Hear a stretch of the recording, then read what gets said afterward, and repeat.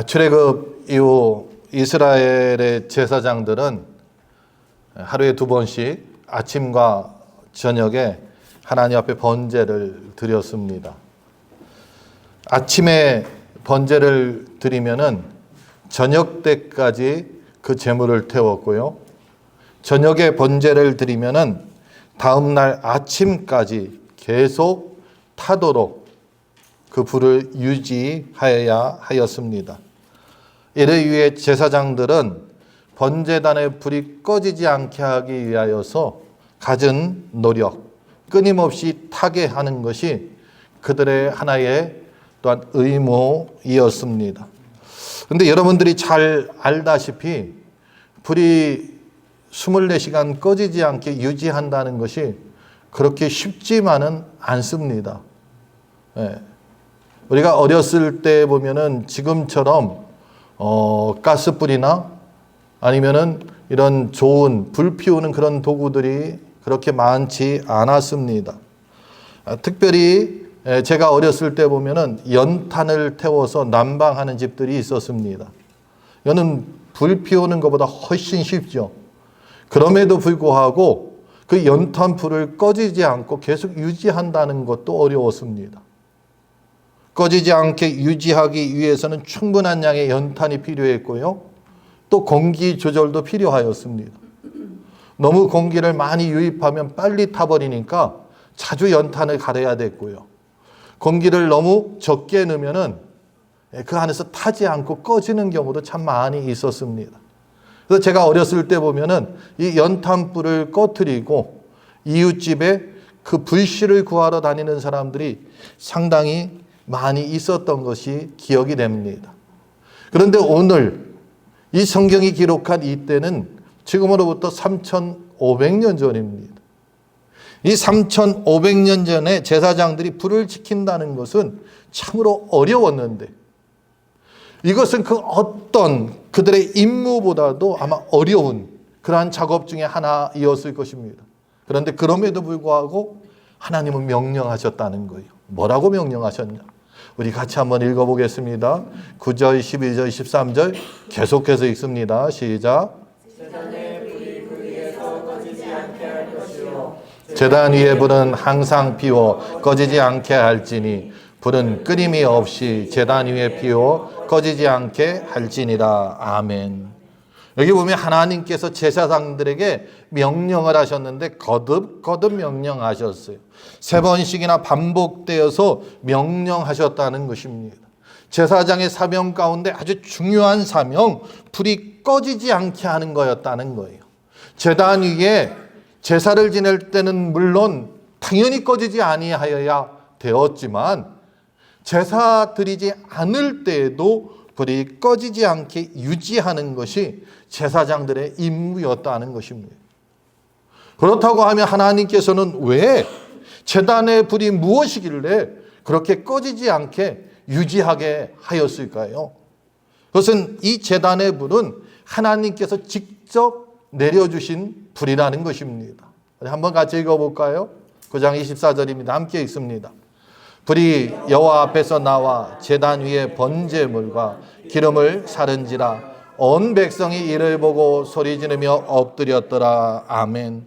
이 말씀은 레위기서 9장의 말씀인데 이 9장의 말씀은 하나님께서 주신 명령대로 그 말씀대로 아론이 하나님 앞에 제사를 드린 이후의 일입니다. 제사를 드리고 그가 자신의 회막에 들어갔다 나왔는데 놀라운 일이 벌어졌어요. 무엇이냐?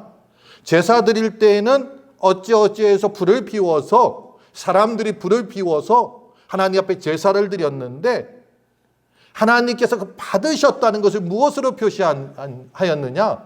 바로 여호와 앞에서 불이 나왔다는 거예요. 그 번제단에 하나님이 불을 내려주셨다는 거예요. 그래서 이 불은 어떤 불이냐? 하나님이 직접 주신 불이라는 것입니다. 그렇기 때문에 이 불이 중요했습니다. 그리고 그 이후로는 하나님께서 바로 이 불로만 하나님 앞에 제사 드리라 하고서 명령하셨다는 것입니다.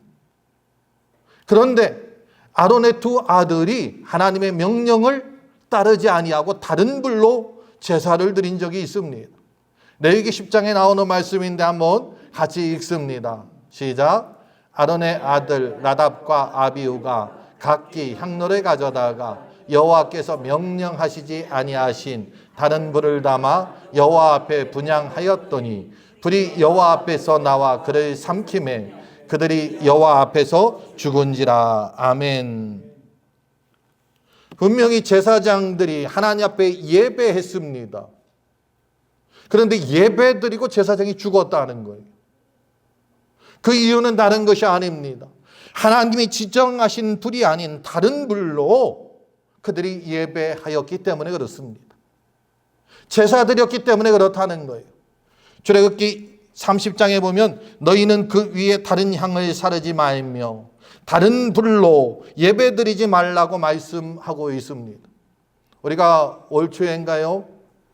새벽 예배를 하면서 다섯 제사를 우리가 다시 한번 살펴보았습니다. 레위기 1장부터 번제부터 소제 그리고 화목제, 속건제, 속죄제를 우리가 공부하였는데 이 제사에 보면은 불살라 드리라 계속해서 명령하고 있어요. 그러면서 이는 여호와의 화제라, 여호와께 아름다운 향기라. 그런데 이 화제를 드릴 때 이게 그 불로만 드리라는 거예요. 이 제단 불로 드리라는 거예요. 다른 불로 드리면 안 된다는 것입니다. 오직 그 불로 태워 드릴 때에 하나님은 그 불을 그리고 그 제사를 받으시고 기뻐하셨다는 것입니다. 다른 불을 하나님이 원치 않았다는 것입니다. 결국 이 불은 이스라엘 백성들이 하나님 백성 되게 하는 불이었다는 거예요. 그래서 이 불은 아주 중요한 것입니다. 그럼 3,500년 전에 그 불이 오늘날 우리에게는 어떤 의미를 가지고 있을까요? 예수님께서 부활하신 이후에 제자들에게 보이시고 승천하셨습니다. 그리고 주님께서 말씀하신 것이 무엇이냐? 나를 대신하여 성령을 보내주시겠다 하고서 말씀하셨어요.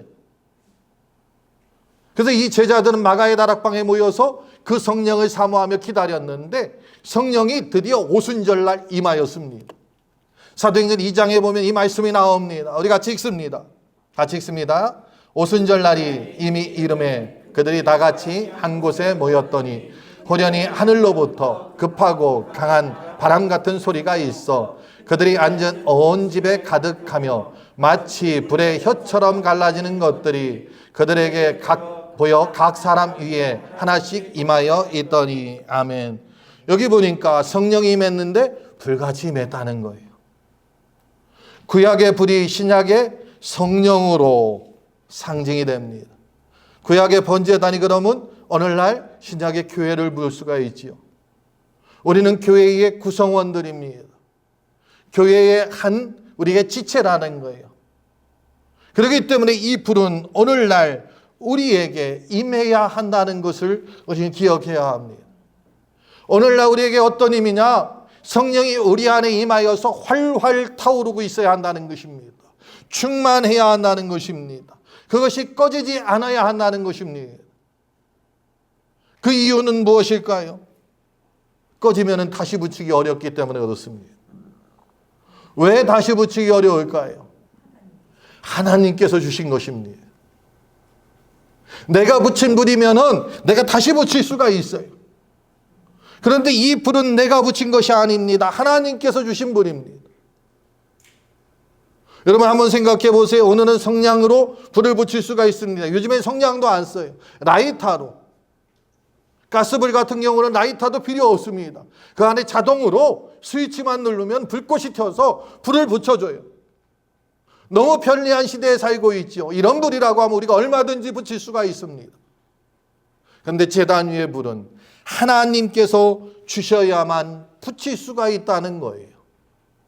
내가 노력해서 구해지는 것이 아니라는 것입니다. 내가 어디 가서 사오는 것도 아닙니다.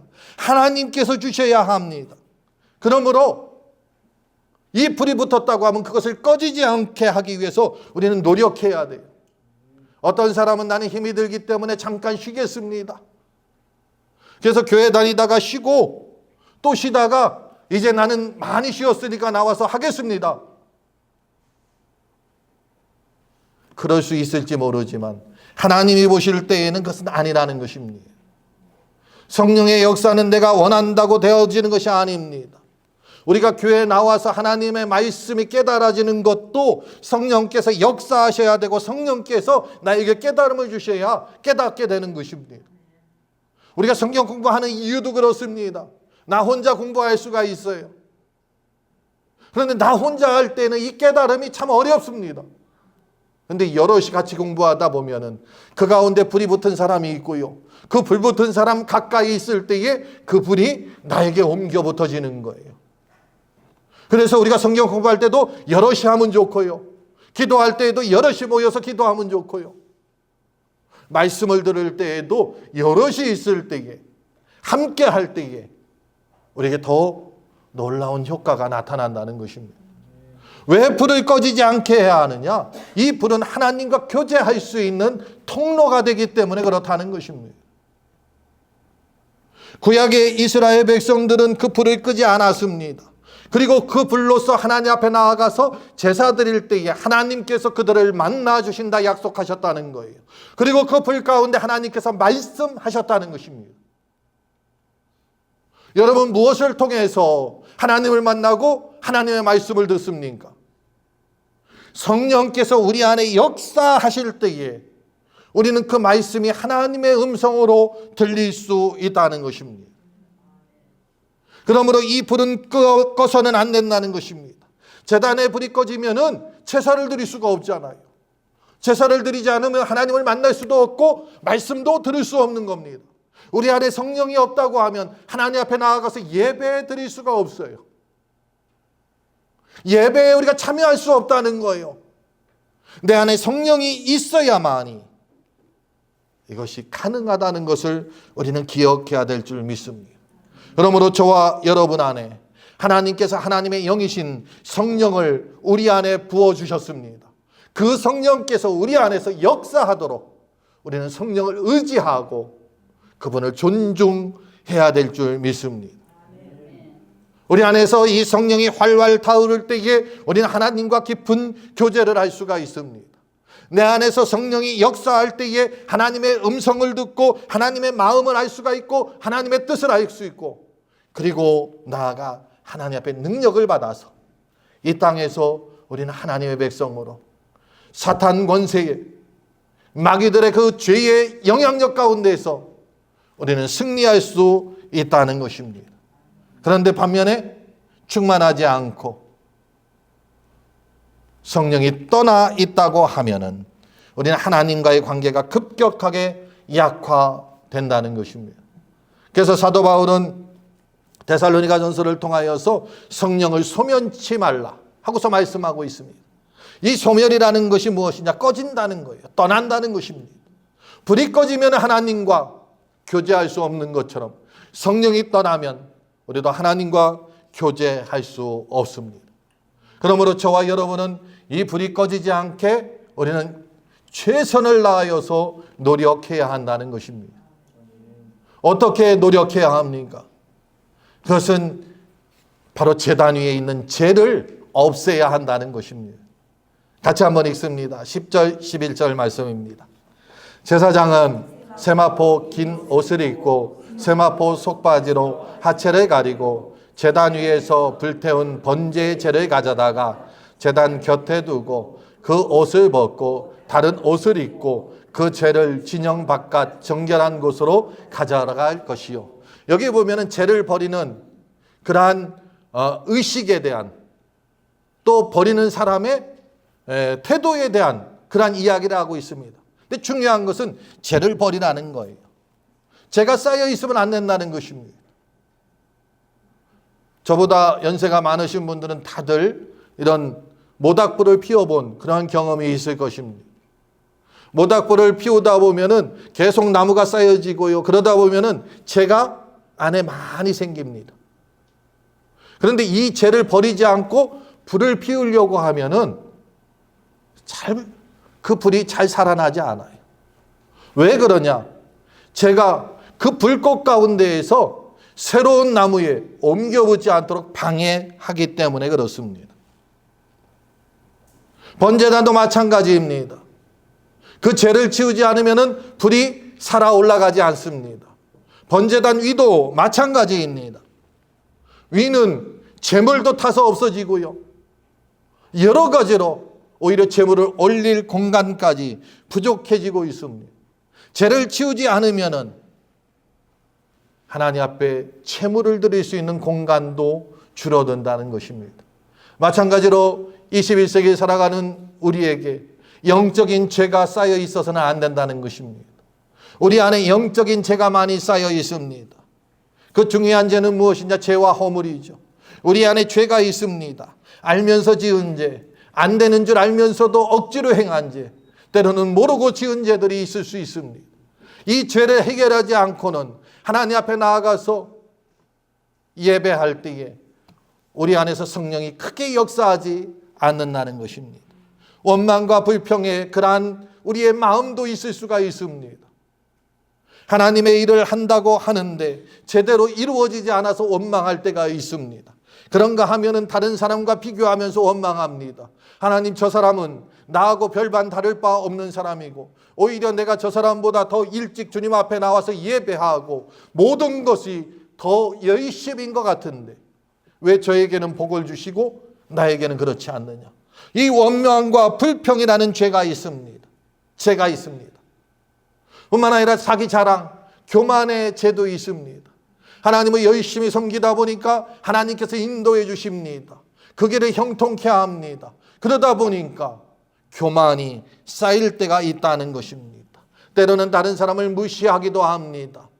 때로는 다른 사람을 자신보다 못하다고 생각하고 내가 제일이라고 생각한다는 것입니다. 바로 이와 같은 죄, 그런 먼지들이 우리의 심령 가운데 쌓여 있다고 하면 그것을 치워야 하죠. 이것은 회개하는 것입니다. 하나님 앞에 엎드려 회개하고 우리 마음을 새롭게 하는 것입니다. 나를 돌아보아서 갈고 닦아야 합니다. 말씀으로 닦을 때에 우리는 새로워진다는 것입니다. 제단에 불을 끄지 않기 위해서는 죄만 치워서 되는 것이 아닙니다. 끊임없이 공급해야 하는 것이 있는데 그것은 땔감이라는 거예요. 같이 읽습니다. 12절 말씀입니다. 함께 읽겠습니다. 제단 위에 불은 항상 피워 꺼지지 않게 할지니 제사장은 아침마다 나무를 그 위에 태우고. 아멘. 불이 꺼지지 않도록 계속 땔감을 공급하라는 것입니다. 이 땔감, 이 나무는 무엇일까요? 그것은 예수 그리스도의 십자가의 은혜입니다. 우리가 그것을 묵상해야 합니다. 날마다 묵상하는 거예요. 한번 생각해 보세요. 나를 위하여서 죄 없으신 예수 그리스도께서 십자가에 못 박혀 고난을 받으셨습니다. 죽으셨습니다. 음부에까지 내려가셨습니다. 누구를 위해서? 나를 위해서. 이걸 묵상한다고 하면 우리는 깨어있지 않을 수 없는 거예요. 그 주님을 사랑하지 않을 수 없는 거예요.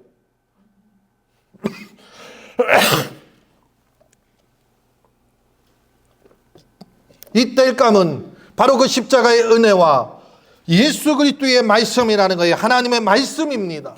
우리는 말씀을 묵상할 때에 우리 마음이 뜨거워지는 것을 느끼게 됩니다. 예수님 십자가에 못 박혀 죽으신 이후에 예루살렘에 있던 어떤 두 제자는 이제 다 끝났어 하면서 엠마오로 내려가고 있었습니다. 그런데 그들 가운데 예수님이 동행하시면서 이사야의 말씀을 그들에게 풀어서 전할 때에 마음에 뜨거워졌다고 성경은 말씀하고 있습니다. 우리가 하나님의 말씀을 묵상하고 그 말씀을 내 마음에 담고 그 말씀을 순종할 때에 우리의 마음이 뜨거워진다는 거예요. 다시 말해서 성령이 우리 가운데서 역사하신다는 것입니다. 우리는 하나님의 일에 몰두하고 하나님의 일에 집중할 때에 내 마음이 뜨거워집니다. 반면에 하나님의 일이 아닌 세상 일에 몰두할 때에 내 마음은 식어진다는 거예요. 우리가 하나님이 아닌 사람을 집중할 때에 우리는 성령의 충만함을 받지 못하고 오히려 성령과 멀어진다는 것입니다. 우리 앞에 장애물이 있습니다. 어려움이 있습니다. 우리의 상황이 어렵습니다. 내 앞에 문제가 있습니다. 이 상황과 사건 가운데에 그 뒤에서 역사하시는 하나님을 바라보지 못하고 그 상황과 사건만 바라본다고 하면은 우리 안에 성령이 역사하는 것이 아니라 사탄이 역사한다는 것입니다. 사랑하는 성도 여러분, 여러분의 앞에 어려움이 있습니까? 고난이 있습니까? 그 고난 뒤편에서 역사하는 하나님을 바라보시고 그 하나님을 바라보기 어렵다고 하면은 말씀을 통하여서 묵상하실 때에 그 하나님이 보일 줄 믿습니다. 그렇다고 하면 저와 여러분이 제단의 불이 꺼지지 않고 그 불을 통하여서 하나님 앞에 제사 드렸던 구약의 그 예배처럼 오늘 신약에 성령을 통하여서 뜨겁게 하나님 앞에 나아가고 하나님이 기뻐하시는 산제사를 드리는 하나님의 사람들 될 줄 믿습니다.